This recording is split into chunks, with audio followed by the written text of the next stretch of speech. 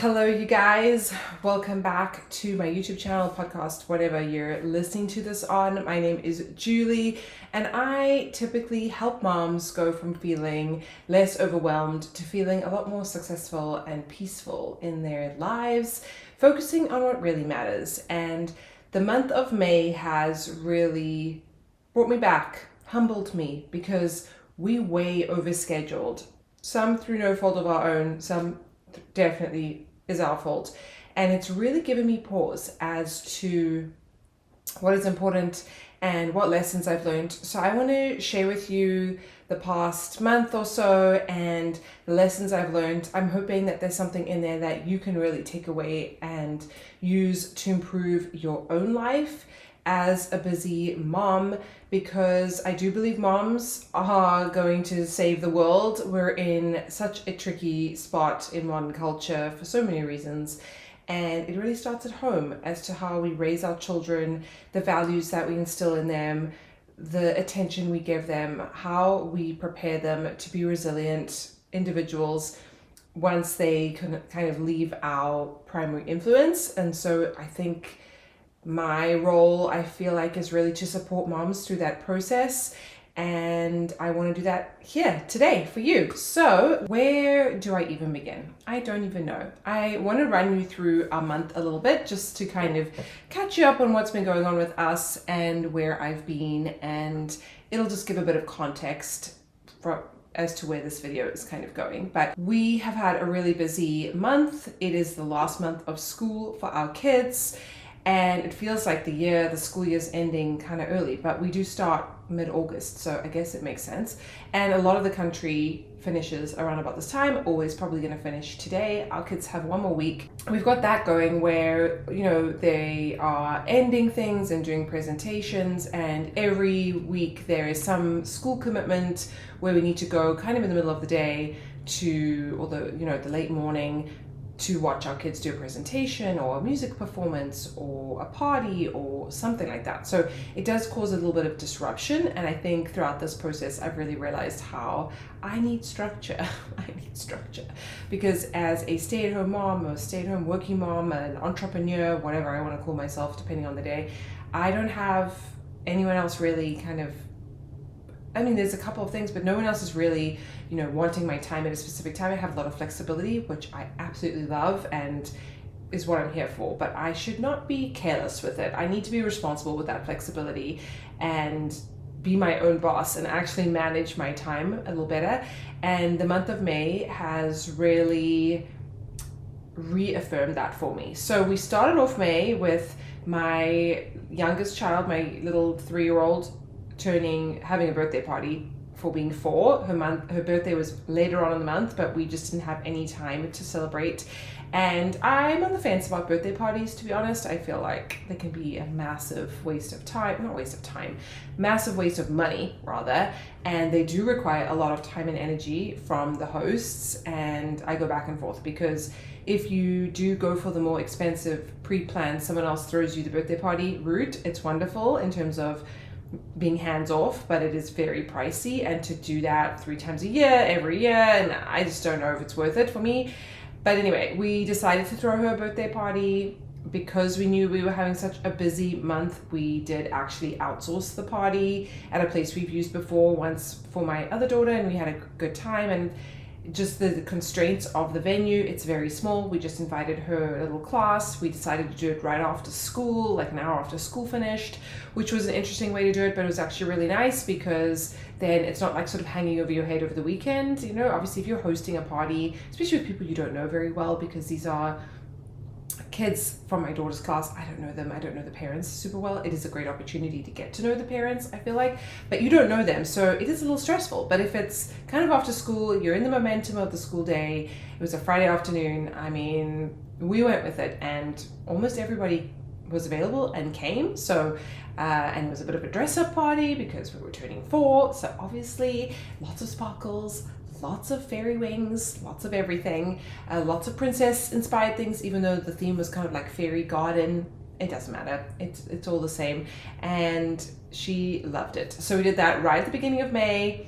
We also had a dentist appointment that day, I remember. And so one thought I had was, do not plan things that you have a bit of wiggle room around for the last month of school. Just don't do it.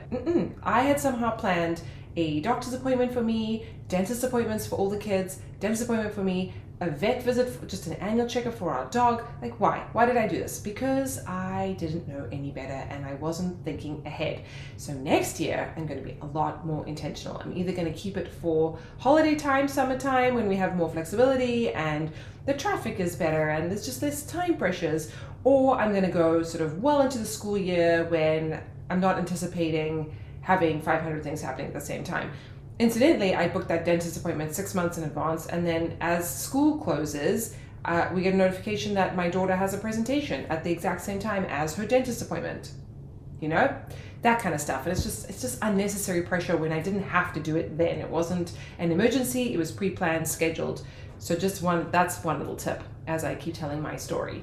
So then we get into May, and the following weekend is Mother's Day, and I had booked myself a little treat, not because it was Mother's Day, but just because of how it fell, to go and see Mel Robbins in Toronto. And my sister lives in Toronto, which is why I chose Toronto, so I could go hang out with them. I had a place to stay, which was really nice, and I could go and see the Mel Robbins, like, it wasn't really a concert event. It was really fun. I'm really glad I went. I actually met her. I'll put a picture up here somewhere. That was really fun. I don't normally do that kind of thing, so you know, we're trying to spark some joy in 2025. It was really fun and inspired me in a lot of different ways. So that felt good, but I was away from my kids for 3 days, which is fine, except that my husband needs to travel for work, and when I'm away, he can't travel, and it creates a lot of, I wouldn't even say tension, it's just a little bit more like tightly squeezed.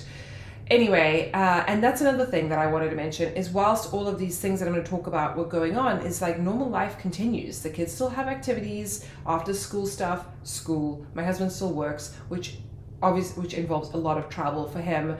I should be doing stuff as well. I have some things in the background that I want to talk to you guys about as well that are exciting and coming up, but all the stuff still has to continue. We still need to eat. I still need to cook meals. I still need to bake bread. Trust me, that stuff is not, like the baking bread thing has definitely not been happening very much because I haven't been at home. So yeah, it impacts things, but it's always this trade-off. If you want to go and travel and do stuff, the trade-off is that you kind of get out of your routine at home, and you're always risking things kind of not being smooth, but such is life. Like, you know, I'm always just like very grateful when flights are on time, when, you know, people get their luggage, when things all work out, but there's always a little bit of underlying anxiety that, like, if the plane is delayed, then how am I going to do this and what am I going to do that? And there was things that I couldn't control and couldn't have anticipated when I started booking these things, because I booked these trips a long time ago.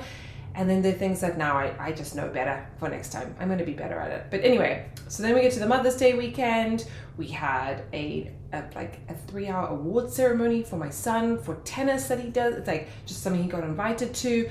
That was like on a Sunday night. Okay, it's like a lot of stuff going on all on the same day that I came back from Toronto. But everything was fine. We made it through. Then that following week, we flew to Cancun in Mexico for a family wedding, which was also really fun. But again, like in the middle of the month, middle of the sort of last month of school, kids missed a few days of school. I'm totally fine with it. They get to speak some Spanish, which is great, and be exposed to the culture. We've never been to Mexico.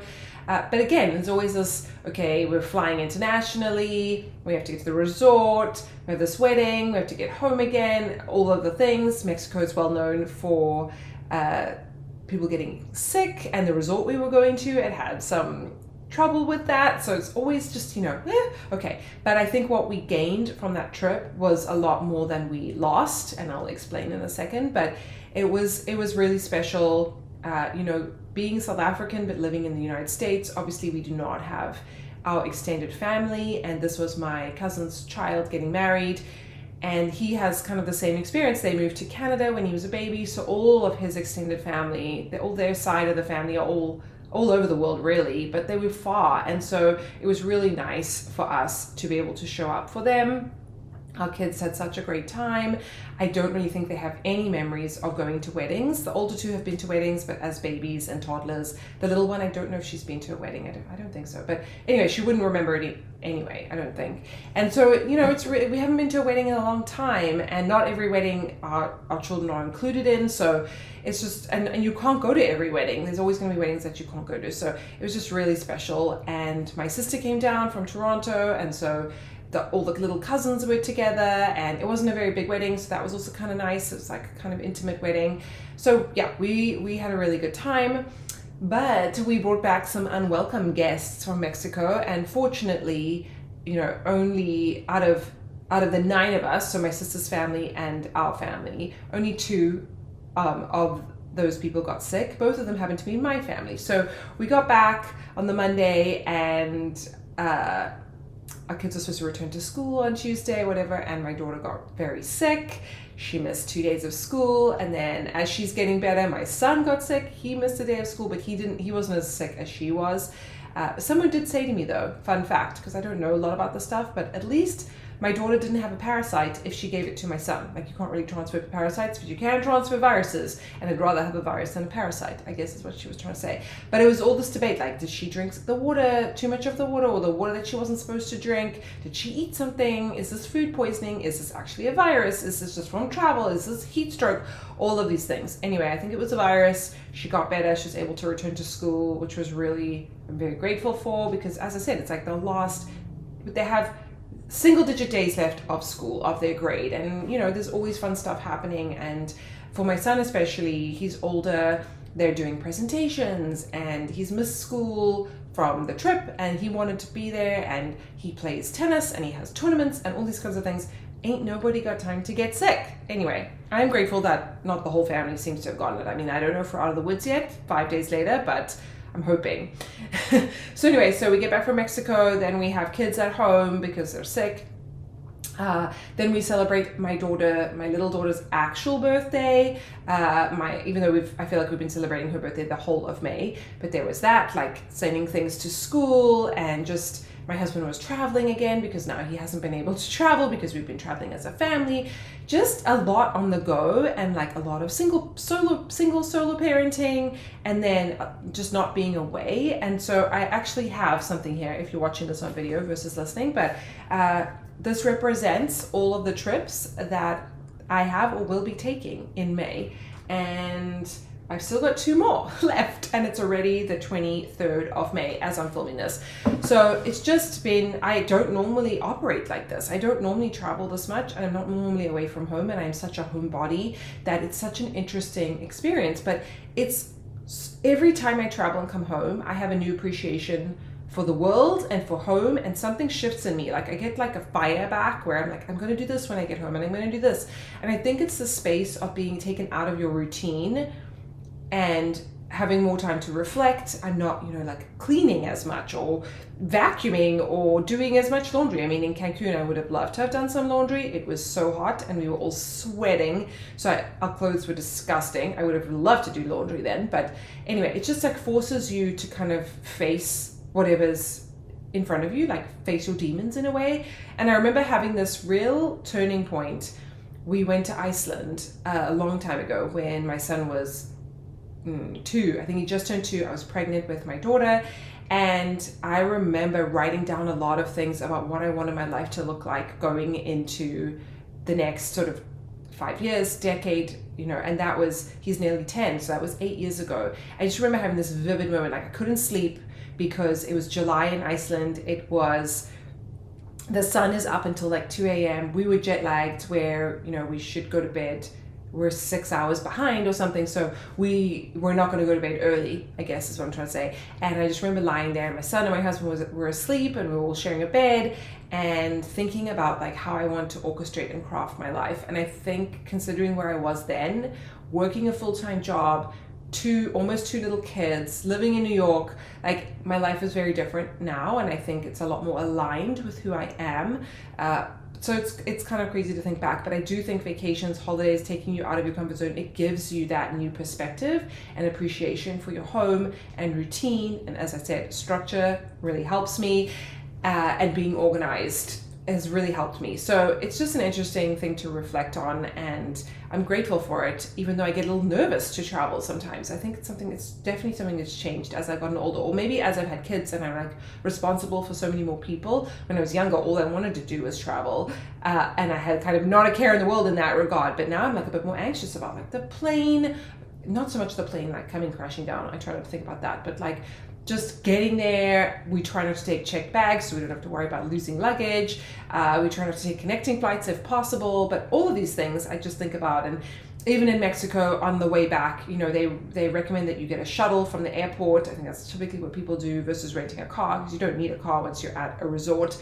So you get a shuttle, and on the way back, we had a shuttle that I paid for and booked, and it left before we got there. And we're not really the type of people that miss planes and trains and automobiles. You know, we typically are organized, but my son, they put us in 2 separate rooms very far from each other, which I did not realize. I don't know why we couldn't have been closer. Like my sister's family and me, the room I had with my kids was much closer, like maybe 5 rooms away. My husband was in another part of the building far away. Like I never even saw his room. I didn't even go there. It was way too much of a pain. And what was interesting with this resort was that instead of key cards, that we had little wristbands with our little chip attached to the wristband, and that's how you opened your door. So I wouldn't have been able to open his door and he couldn't open mine, which proved annoying because no one else who was staying in the room could open the door.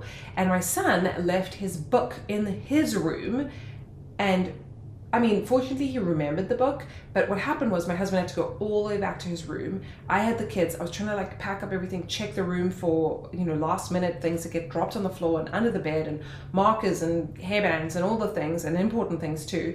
And we missed our shuttle because the guy didn't wait for us, and he didn't tell us that he was there. So they'd sent me an email. I'm not checking email while I'm trying to check out of a hotel with like 3 little kids and a husband who's like MIA on the other side of this resort. And so we missed our shuttle. And as it turned out, apparently they gave a 10-minute grace period. Then when I followed up with the hotel or with the company, it's actually only a 5-minute grace period. I'm like, what the hell? So yeah, anyway, that's just life traveling. And it's unfortunate because I'd prepaid, and then we had to go pay a taxi to take us to the airport. And then you have this stress of like, we just need to get to the airport. And it's also well known that people get into car accidents on the way to the airport, and Mexico's a whole wild situation for another day, perhaps. Maybe the most dramatic thing that we noticed was driving on the highway. I think they're police, I'm not really sure, security of some kind, and they drive in these open sort of trucks, open backed trucks, I guess, with giant AK-47s. And I'm not sure why that shocks me, coming from South Africa, which is also known to be quite a crime-ridden place, as that is an understatement. But you don't typically see like guns, big firearms like that in the open in South Africa. But anyway, my sister saw them on the way to the resort when she landed, and I saw them on the way to the airport when we were going back. And it's just, disconcerting that is what they feel they need to do. And obviously you hear all of these things. So we had a wonderful time at the resort. We had a wonderful time at the wedding. It was super special. But there's always this undercurrent of like, we're in a foreign country. We don't really speak the language. We don't know the dynamics. And, there's always good places to go, like safe places to go that locals will know. And then there's more dangerous areas that you just don't go, especially as a tourist. And so there's always just this like, with little kids, like underlying thing, but everything was fine besides the little virus that we brought back. Yeah, so then we get home, and then now we're sitting at Friday of this week, and we're going away again this weekend. My son has a tennis tournament in another city, so he and my husband are going up today, and I'm going to join them tomorrow because my kids have activities on Saturdays, and tomorrow's the last day. It's just very hectic. And then Monday's Memorial Day, so they don't have school. We'll come back on Memorial Day, and then I am going to New York for 24 hours to watch a show that I booked in December of last year. And previous me was like, no, this is fine. And I don't know if I knew about the wedding at this time. I think I probably did. I probably knew about the wedding, and I still booked these things knowing that, well, it is what it is. Just May, everyone's going on tour and doing things in May because it's spring and it's before the summer break. I don't know. It's not ideal. I did have this imagination. This is romantic Julie, like not really facing reality. I had this thought that cause my husband works a lot in New York, he travels to New York frequently, that we could all go as a family over Memorial Day weekend. This event that I'm going to happens to be the day after. And I was like, oh, the kids, you know, like, I don't think it'll be a big deal. They do not want to miss school, and they only have 4 days left, so fine. And we just missed a bunch of school because of travel and then being sick. So no, they don't want to miss school. We have to pay for 5 people to go to New York. We don't have a place to stay, so we have to find accommodation. It just gets very expensive very quickly. And anyway, I had this romantic idea that we could all go as a family, and maybe my husband would stay and I'd fly back with the kids or something on the Wednesday, but that's not happening. Plus, I'm doing like very early flights. So whilst my children could do it, why would they? Why would I make them do that for no real reason? So I'll have to go back to New York when I can actually like spend like a week there. I know so many people there and I'd love to see them all, but like it's not even worth me contacting them because they're going to be working when I can actually see them, and I only have like a few hours and then I have to go to this event and leave. So anyway, it's just hectic, and I'm like, part of me is like, oh man, this is a lot. But you don't regret it. Like once you do it, you come back and you're like, wow, that was amazing. And you have the memories. It's like when I went to Taylor Swift last year, it was also like a lot of money, a lot of coordinating and negotiating and flying and like all this kind of stuff. But like I had the best time ever. So sometimes you just have to take the chance and like just go for it. So you're catching me now in the middle of that. I'm at the tail end. I've done like 3 or 4 trips already, and I've got like 2 more left. And the one this weekend is driving distance, so we're not getting on a plane. Hopefully it'll be fine. We get to explore a different city, and you know, so support my son playing tennis, whatever. It's just like being organized and packing for things, and I don't know, all of the things. And I found stuff that has been falling through the wayside is definitely cooking. Like I'm really reaching at the back of the barrel because I don't want to go buy a whole lot of groceries. We're not here. Definitely baking bread. You know, if you know anything about me, I bake a lot of our home baked goods. I bake a lot of our food, or I make a lot of our food from scratch. So breads, muffins, pizza dough. I don't really make a lot of pasta, but I have in the past, like made pasta from scratch. And so we don't have that when I'm not baking things. And I'm also on this freshly milled flour kick where I'm milling my own flour, which is just an extra step.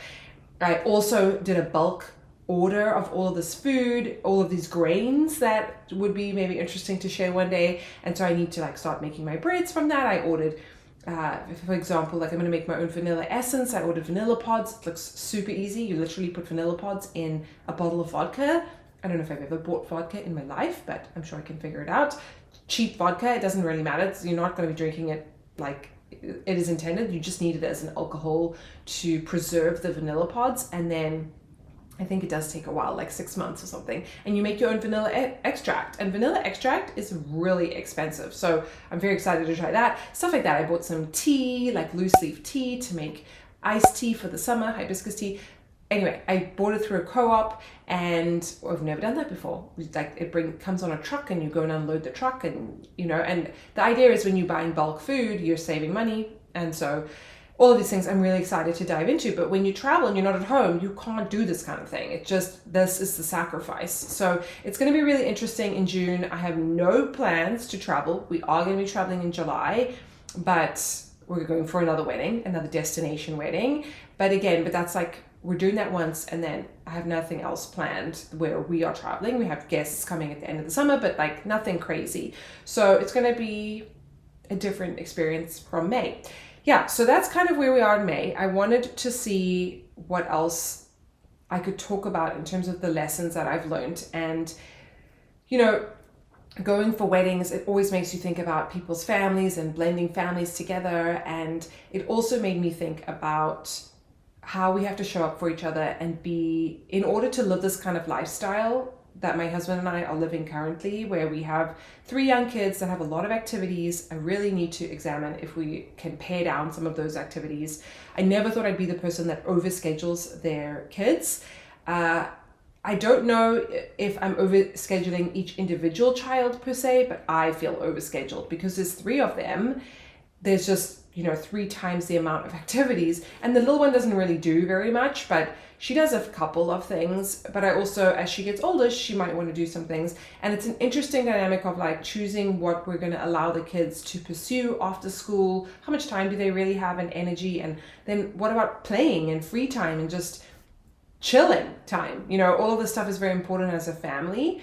I think it's just been really heightened this period of time. We also joined the local swim team because this is something we've been thinking about doing for one of our children, and it's only 2 months long, the season, but it is very demanding. And of course it's like peaking at the time where I feel like I am just stripped bare of like commitment. I can't do anything. And you need to volunteer, which I didn't like. There's a lot of the stuff that you don't really know how it all works until you actually sign up and try and do it. And I got reprimanded because I haven't volunteered yet, because I'm like, we were away in Mexico and we have a little child and I don't know if I can volunteer with the child. I think from what my husband has told me, because he's attended one of these like practice meets, like she needs to be supervised at a swimming meet with like 400 swimmers, a little child. You know, she was 3 at the time, a little 3-year-old. You can't like parent her and do the job that you're supposed to have. So one of us needs to be looking after her and one of us needs to be volunteering. And so that's another problem, because my husband's often with my son playing sports on the weekends, and his tournaments take the whole day, and so he's not available. She can't do that. So then it's just like a lot of pieces that we have to put together, and it hurts my brain sometimes. And that's what I mean by being overscheduled. Like, is there a way we can still do the things we want to do, and what do we need to say no to? And do we need to say no? Because I don't like that. Like, in my personality, I kind of want to do all the things, but I think seasoned moms are probably, if anyone ever watches this, laughing at me because they know that you can't do it all without any help. Like, I often think, I'm like, do I get an au pair? But I don't think I want an au pair. And we don't really need one. And maybe I'm just too much of a control freak and I don't want to pay for a nanny or babysitter. I've done all of that. I don't know. But the extra help would be nice in situations like this. But I don't always need the help. Anyway, this is a me problem. But yeah, I think planning for your sort of romantic self of what you think you can commit to and actually committing are two separate things. Learning when to say no and being okay with that, and recognizing that you can't possibly do everything. We all want our children to be exposed to music and art and sports and, I don't know, be good in maths and extra lessons for things and travel and have play dates and have people over. We all want all of the things for all of our kids and be well-mannered and respectful.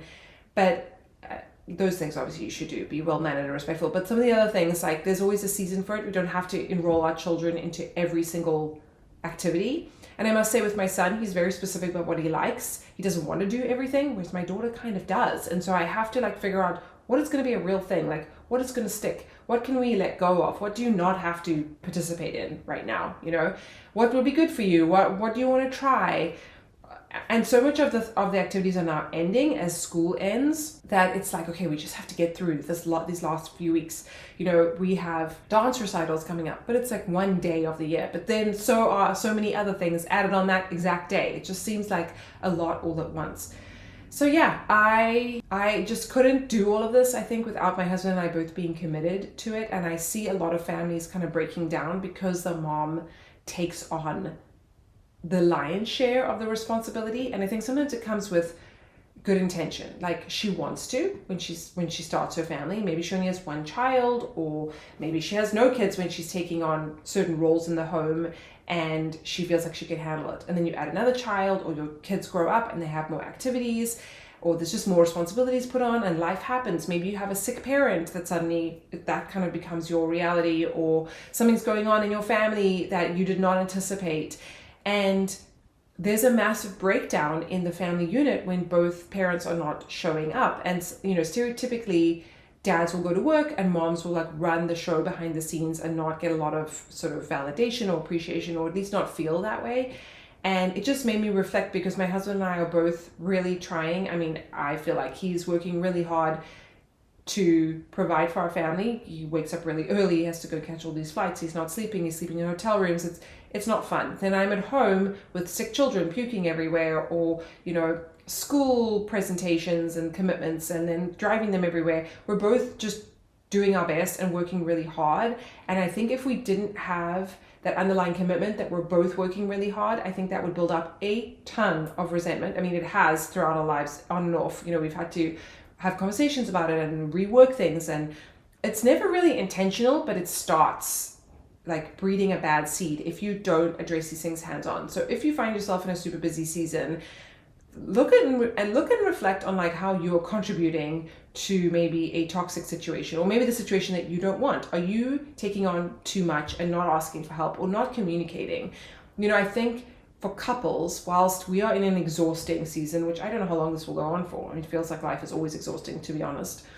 But while we're in an exhausting season, I think there's some element of like, I kind of feel like we bond together because we're both working really hard at the same goal of like raising good children and giving them the best life we can offer them, and being really invested in their growth and what they are exposed to, without trying not to be like helicopter parents, I guess.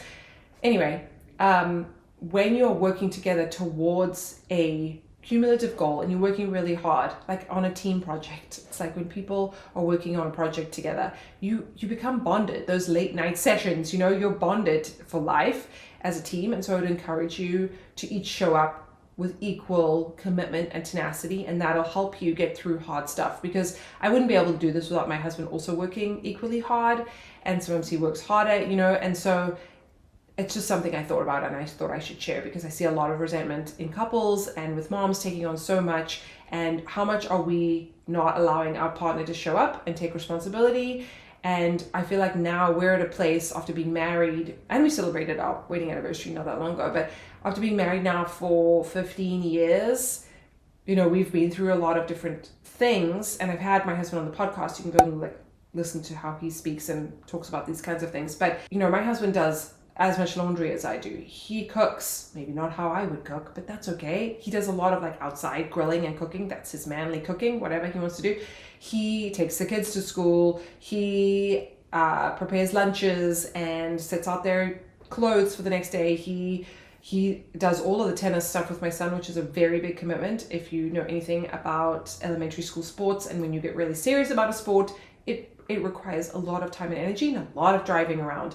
He does all of that because I cannot sit out there for hours and hours. I literally get heat stroke. And he's really into tennis, my husband. So it's like, it is more his thing. But I feel like we equally show up for our children. Plus he has a full-time job that requires him to travel a bunch. So, we have really equalized the partnership, whereas I think a lot of families, there's a real big disconnect where one parent feels like they're doing so much more than the other one, and that's just a recipe for disaster. And I think that's kind of the start of the breakdown of a marriage and a partnership, is when one feels like they're doing way more than the other and they're not being seen and appreciated or listened to and valued. So that's something I've definitely sort of been thinking about this month with all the comings and goings of everything that we're doing. And yeah, I want to encourage you if you're in this season, because it is not easy. And I wanted to tell you, I should have said this at the beginning, but I am going to be working alongside Jess very soon on another coaching intensive. We launched one of these the beginning of the year, and it was amazing. I feel like we saw such transformation and growth within the amazing women that were in that group, and we want to do it again. So we're going to be launching a new Restore the Glow is the name of her program, and all credit to her. I will put the link down below if you want to go and check out more information. You're always welcome to send me a message and we can talk more about it. But it is just the most incredible experience. We meet weekly. We talk about things that are really important to you and what you are going through. There's so much of motherhood that gets unsaid or goes unsaid, and we need to be here to support mothers. As I said at the beginning of this, if you're still listening, I know this is like a lot of rambling, but there's just so much I want to say. As I said at the beginning, I do believe like mothers are one of the keys to sort of continuing the human race in any sense of like normality. I don't know, like it starts in the home, and often the mom is the one in the home nurturing the kids. But I mean, we're supporting the whole family through this. But I think if we can support moms who historically have been a group that are not well supported, I think that can make a big difference to the children that are growing up now and their kids and their families. So yeah, we're just super excited to be launching this program again, because the first one went really well and we really want to bring it to more people. We have grown as facilitators and coaches in this process, and it's really rewarding. We get a lot out of it as well. Personally, just we grow as well, and helping people who may be new moms or are going from 1 to 2 kids or just have young kids and are navigating something that's really close to my heart is navigating a career and small children, and how do you prioritize that? And it's like, how do you do all the things? I guess you don't, but how do you make peace with that? So if that is something you're interested in, I'll have all of Jess's social media handles and like her website and everything down below, and the sign up, so you can go and have a look and see if that's something that speaks to you and you feel like this is the right time for you to be supported. It's, you know, it's an 8-week commitment. It's not forever, and it is going to change your life in a short period of time, which is what we all need in this busy world.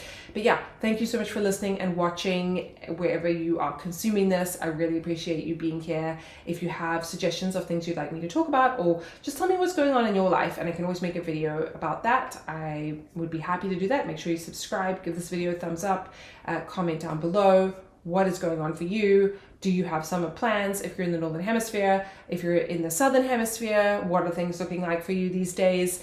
I want to include everybody because I'm from both.